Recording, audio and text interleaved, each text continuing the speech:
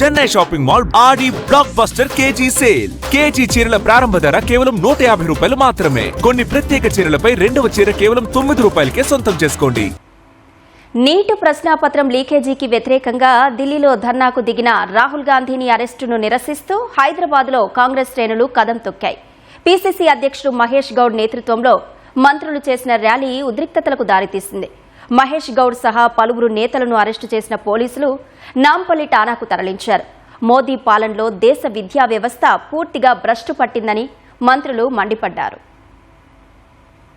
ఢిల్లీలో విద్యార్థులపై పోలీసుల లాఠీచార్జ్, లోక్సభలో ప్రతిపక్ష నేత రాహుల్ గాంధీ అరెస్టుకు నిరసనగా హైదరాబాద్ లో కాంగ్రెస్ శ్రేణులు ఆందోళన బాటపట్టాయి. పీసీసీ అధ్యక్షుడు మహేష్ కుమార్ గౌడ్ నేతృత్వంలో నెక్లెస్ రోడ్డులోని ఇందిరాగాంధీ విగ్రహం నుంచి లోక్ భవన్ వరకు భారీ ర్యాలీ నిర్వహించారు. మహేష్ గౌడ్, మంత్రి పొంగులేటి శ్రీనివాసరెడ్డి, ఎమ్మెల్యే దానం నాగేందర్ సంకెళ్లు వేసుకుని నిరసన వ్యక్తం చేశారు. తర్వాత కేంద్రం వైఖరికి నిరసనగా లోక్ భవన్ ముట్టడికి బయలుదేరారు. ఈ దశలో మహేష్ గౌడ్, మంత్రి దామోదర రాజనరసింహ, ఫిరోజ్ ఖాన్ సహా పలువురు కాంగ్రెస్ నేతలను పోలీసులు అరెస్టు చేసి నాంపల్లి ఠాణాకు తరలించారు. నాంపల్లి స్టేషన్లో కూడా మంత్రులు నిరసన వ్యక్తం చేయగా వారికి సంఘీభావంగా మంత్రి వివేక్ వెంకటస్వామి, ఎమ్మెల్యే మందుల సామేల్ స్టేషన్ కు వెళ్లారు. ఈ క్రమంలో స్వల్ప ఉద్రిక్తత చోటు చేసుకుంది. నీట్ పేపర్ లీకేజీ, బాధ్యులపై చర్యల విషయంలో కేంద్రం తీరును మహేష్ గౌడ్, మంత్రులు ఎండగట్టారు.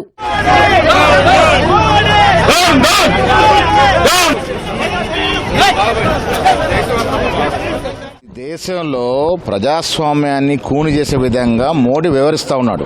ప్రధాన ప్రతిపక్ష నాయకుడు గొంతు నలిమే ప్రయత్నం చేస్తా ఉన్నారు. నెల రోజులుగా నీటిలో జరిగిన అంశం మీద, అవకతవకల మీద న్యాయ విచారణ జరపాలని, తక్షణమే ధర్మేందర్ ప్రధాన్ని బర్తరఫ్ చేయాలని డిమాండ్ చేస్తూ ఒకవైపు విద్యార్థులు, ఒకవైపు అన్ని ప్రతిపక్ష పార్టీలు ఏలు చెట్టు చాతినా కూడా మోడీ పలకలే. 22 లక్షల మంది విద్యార్థులు నీట్ ఎగ్జామ్ రాశారు. దాంట్లో కొంతమంది ప్రాణాలు కోల్పోయినారు. వారి కుటుంబాల పరిస్థితి ఏంది?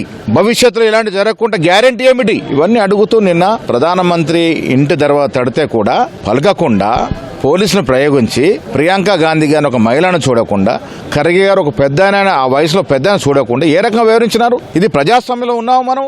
రాజ్యాంగానికి తూట్లు పొడుస్తూ ప్రజాస్వామ్యం నుంచి డివేట్ అవుతూ పోతున్న ఈ తరుణంలో దేశ ప్రజలకు తెలవాలి, మోడీ ప్రభుత్వానికి కనువిప్పు కావాలని మేము ఇవాళ పెద్ద సంఖ్యలో, వేల సంఖ్యలో రాజ్భవన్కి వెళ్లి కేంద్రానికి ప్రతినిధిని గవర్నర్ కలుస్తామంటే మాకు కలిసే అవకాశం ఇవ్వలే. వారి ఆదేశాల మేరకు మమ్మల్ని అరెస్ట్ చేశారు. బీజేపీ ప్రభుత్వం, మోడీ గారు రాహుల్ గాంధీ, ప్రియాంక గాంధీ గారిని క్షమాపణ కోరాలి.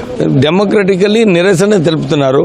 వారిపైన పోలీస్ని ఏదైతే జులుం చేసినారో డెఫినెట్లీ వారికి క్షమాపణ చెప్పేది అవసరం లేదు. రంగారెడ్డి జిల్లా ఇబ్రహీంపట్నం మండలం చేర్లపటేల్గూడలో ఐటీ శాఖ మంత్రి దుద్దిళ్ల శ్రీధర్ బాబు, స్థానిక ఎమ్మెల్యే మల్రెడ్డి రంగారెడ్డి విద్యార్థులతో ప్రత్యేక ముఖాముఖి నిర్వహించారు. మోదీ హయాంలో దేశంలో విద్యా వ్యవస్థ పూర్తిగా భ్రష్టు పట్టిందన్న మంత్రి కేంద్రం నిర్లక్ష్యం వల్లే ఈ పరిస్థితి దాపరించిందని ఆవేదన వ్యక్తం చేశారు. నీట్ ఎగ్జామ్ కు సంబంధించి క్యాన్సిల్ అయ్యి మళ్ళా తిరిగి నిర్వహిస్తే ఎవరికి నమ్మకం లేదు. అంటే నమ్మకం లేని విధానాలను మనం యువత ముందర పెట్టి వారు బంగారు భవిష్యత్తుతో ఆడుకోవటం సరైందా అని అడుగుతా ఉన్నాం బీజేపీ వారిని.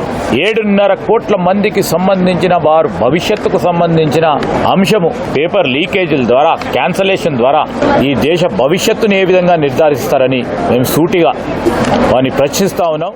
మరోవైపు విద్యార్థులపై లాఠీచార్జ్, రాహుల్ గాంధీ అరెస్టును ఖండిస్తూ నగర వ్యాప్తంగా కాంగ్రెస్ శ్రేణులు ఆందోళన చేపట్టాయి. స్థానిక నేతలు ఎక్కడికక్కడ రోడ్లపైకి వచ్చి నిరసనలు తెలిపారు. కాంగ్రెస్ నాయకులను పోలీసులు అదుపు చేశారు.